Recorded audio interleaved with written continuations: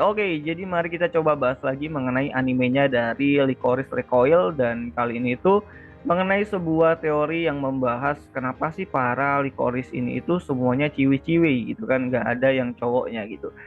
Nah, jadi untuk jawaban ofisialnya sendiri itu masih belum ada, namun ada satu hal menarik mengenai si Cisato dan para Licorice lainnya gitu kan. Dan ini mengenai kenapa sih mereka itu nggak bisa yang namanya itu hamil gitu. Nah, jadi ini sebuah teori yang menarik gitu. Nah, jadi untuk apa ya, jawaban tersebut itu kita harus bahas lagi mengenai sebuah series lain gitu kan. Ya jadi kalau kalian pernah nonton filmnya dari Black Widow gitu kan, dari MCU gitu kan, dari Marvel Cinematic Universe gitu. Ada kesamaan mengenai DA, Direct Attack sama Red Room dari filmnya Black Widow yang sama-sama berisikan para agent wanita. Nah, jadi ini mungkin bisa menjawab lah kenapa para Licorice itu adalah ciwi-ciwi semua gitu. Nah, balik lagi gitu kan. Jadi ada kemungkinan teori kalau mereka itu tidak bisa hamil gitu kan. Kenapa begitu? Nah, mari kita coba bahas gitu. Nah, jadi para agentnya dari Black Widow disterilkan. Jadi steril itu adalah suatu tindakan medis yang diambil untuk yang namanya itu bisa bikin si wanita atau perempuan itu tidak bisa memiliki anak lagi. Jadi ya sederhananya mereka melakukan tindakan medis agar bisa ngebuat si orang wanita itu tidak bisa memiliki keturunan gitu. Nah, sebenarnya dalam artian lebih luas ini tuh sebenarnya adalah tindakan medis untuk ya mencegah ataupun mungkin membuat seseorang itu nggak bisa punya anak itu banyak banget alasannya. Pertama untuk kesehatan dan juga mungkin gangguan-gangguan di sistem reproduksi wanitanya tersebut gitu. Nah, namun di story-nya di Black Widow tersebut itu kan tindakan sterilisasi ini itu agar para agent-agent ini tuh bisa melakukan tugas mereka itu dengan sangat fokus tanpa adanya gangguan masalah kewanitaan yang sering kita temui di masyarakat gitu. Nah, kemungkinan hal tersebut itu juga itu berlaku kepada Licorice gitu kan, karena kemiripan dan ya kesamaan dari para agent-agentnya yang wanita juga dan masih muda-muda dan sudah angkat senjata gitu. Yang memang dari awal itu memang disiapkan untuk jadi agent pelayan negara gitu kan, khususnya untuk negara Jepang gitu. Yang dari awal juga itu kan diperlakukan tuh tidak seperti gadis remaja pada umumnya gitu kan, mereka juga nggak dikasih yang namanya itu tanda pengenal seperti di episode keduanya yang sudah dijelaskan sama Chisato, dan nggak punya hak asasi gitu kan di Jepang sebenarnya, jadi nggak punya hak untuk keluar dari Jepang gitu. Bahkan di Jepang keberadaan mereka itu sendiri itu benar-benar nggak dianggap gitu kan. Ya kalian bisa lihat di kejadian di episode keempat yang mana para Licorice Serang Tiga itu pada gugur gitu kan di pertarungan kereta bawah tanah sama si Majima gitu. Jadi menurutku Red Room dan DA atau Direct Attack itu mirip-mirip banget gitu kan, karena agentnya wanita semua dan tugasnya juga benar-benar di bawah ataupun di balik bayangan gitu kan, nggak berbaur sama para penegak keadilan yang lain. Jadi mereka tuh punya yang namanya tuh misi mereka masing-masing sendiri dan tidak menonjol gitu. Makanya mereka itu dikamuflasikan sebagai anak-anak sekolah gitu kan. Jadi ya anak-anak sekolah, cewek-cewek sekolah gitu kan, yang mana kalau di Jepang itu para pelajar itu kan lebih diperhatikan gitu kan. Jadi ya kemungkinan itu bisa ngebantu tugas mereka gitu atau misi mereka. Jadi nggak terlalu mencolok lah. Jadi kalau di Jepang kalian lihat pelajar yang keliaran itu kayaknya itu masih apa ya, suatu yang umum dan familiar untuk dilihat gitu kan.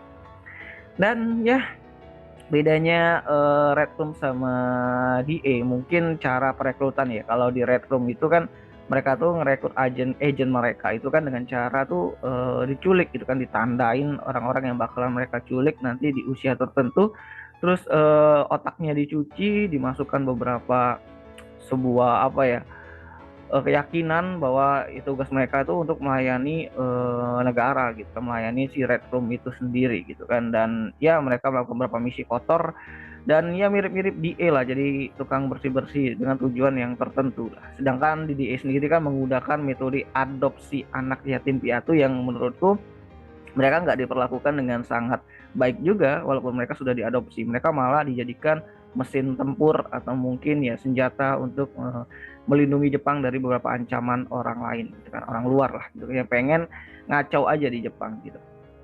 Dan ya Jadi apa ya, sedikit cocok logi lah. Jadi kalau kalian perhatikan di episode 1 gitu kan, Mizuki ini tuh pernah singgung lah mengenai kebiasaan atau perilaku buruk dari DA tersebut, yaitu mengenai para orang-orang di DA yang rekrut para anak yatim piatu dan dijadikan mesin tempur gitu kan. Jadi jika teori ini tuh benar gitu kan, kemungkinan besar C1 dan para Lycoris lainnya itu telah disterilkan gitu kan, dan dah untuk kepentingan misinya DA lah. Jadi ya kemungkinan C1 dan si Takina dan para Lycoris lainnya itu nggak bisa hamil dan nggak punya masa depan lah gitu kan. Dan cocok logi lagi, jadi kemungkinan besar gitu kan, Mizuki yang cantik banget kan, Onesan itu kan kesulitan mendapatkan pacar mungkin berkaitan dengan sterilisasi ini gitu. Jadi kemungkinan dari awal para Lycoris ini tuh memang tidak mendapatkan hak asasi yang sebenarnya gitu kan, jadi tidak mendapatkan hak asasi manusia seutuhnya lah untuk mereka. Jadi ya mereka diadopsi itu bukan untuk jadi yang lebih baik atau mungkin menjadi manusia yang apa ya, ditolong, tapi lebih tepatnya itu malah dimanfaatkan sebagai mesin tempur. Dan ya itu adalah kelakuan atau mungkin sisi buruk atau sisi gelap dari DA atau Direct Attack dan ya para pemerintahan Jepang gitu ya. Mungkin ini juga apa ya, menjawab lah pertanyaan kenapa C1 itu nggak demen banget di DA. Dan si Fuki juga pernah ngomong kan, apakah dia nggak tahu caranya balas budi gitu kan. Jadi si Huki aja tuh dijadiin mesin tempur atau Lycoris aja tuh dia tuh masih sangat senang, dan dia menganggap itu adalah sebuah kasih sayang dari DA gitu kan. Bahkan dia menganggap bahwa semua orang yang terlibat di DA itu adalah keluarganya. Nah, ini mungkin juga ada hubungannya sama cuci otak gitu kan. Kenapa? Karena Takina, kalau kalian tahu sifatnya Takina tuh kayak ngebet banget balik ke DA, udah kayak cinta mati sama DA walaupun dia udah kayak dikeluarin, dia pengen balik lagi, udah di sindir-sindir, dari caci maki, dan dia pengen balik lagi ke DA gitu kan, seolah-olah bahwa hidupnya itu benar-benar untuk ngelayanin DA gitu kan. Jadi itulah apa ya, suatu unsur atau mungkin cocok logi lah untuk perilaku cuci otak yang ada di Black Widow sama si di DA gitu kan, atau Direct Attack gitu kan. Dan ada cocok logi yang sangat-sangat menarik banget. Jadi kalau di filmnya Black Widow itu MC-nya atau main karakternya itu adalah Natasha Romanoff. Dia adalah orang ataupun mungkin agent Black Widow yang bisa terlepas dari kemampuan cuci otak, dan akhirnya dia keluar dari Red Room, kabur dari sana dan gabung sama Avengers gitu. Nah, ini mirip-mirip banget sama C1 yang keluar dari DA dan selalu menentang DA dan menganggap bahwa ya DA itu nggak bersih-bersih amat, sedangkan di chorus lainnya itu kayak cinta mati amat sama DA gitu kan, dan menganggap bahwa misi adalah hal yang utama gitu kan, walaupun mereka tuh harus mengorbankan diri mereka ataupun hidup mereka atau nyawa mereka, dan mereka siap mati untuk DA gitu kan. Dan itu juga ditampilin di openingnya dari animenya Lycoris Recoil. Nah, ini juga mirip-mirip cuci otak lah gitu kan. Jadi si C1 itu mirip-mirip sama Natasha gitu kan. Jadi dia tuh bisa bebas lah dari cuci otaknya di E dan akhirnya bergabung sama Mika gitu.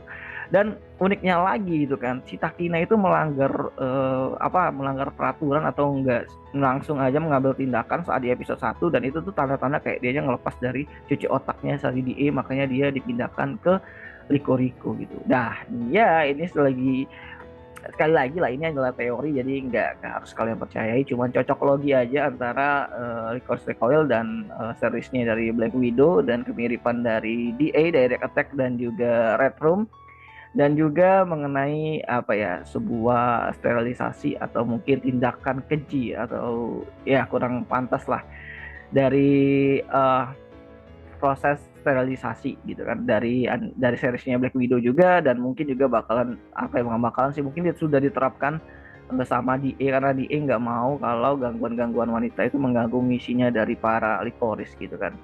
Dan ya ini menarik banget sih sebenarnya kalau ngebahas teori-teori sepertinya dan cocok logi seperti ini. Jadi ya sekali lagi ini adalah cocok logi, jadi jangan dipercaya 100%. Dan mungkin ini adalah salah satu apa ya, puzzle yang bisa ngejawab kenapa sih para Lycoris itu semuanya ciwi-ciwi, karena dia bisa yang namanya itu kamuflase, dan juga apa ya, ciwi-ciwi itu lebih menjual dan mudah disusupkan ke beberapa misi atau tugas gitu kan.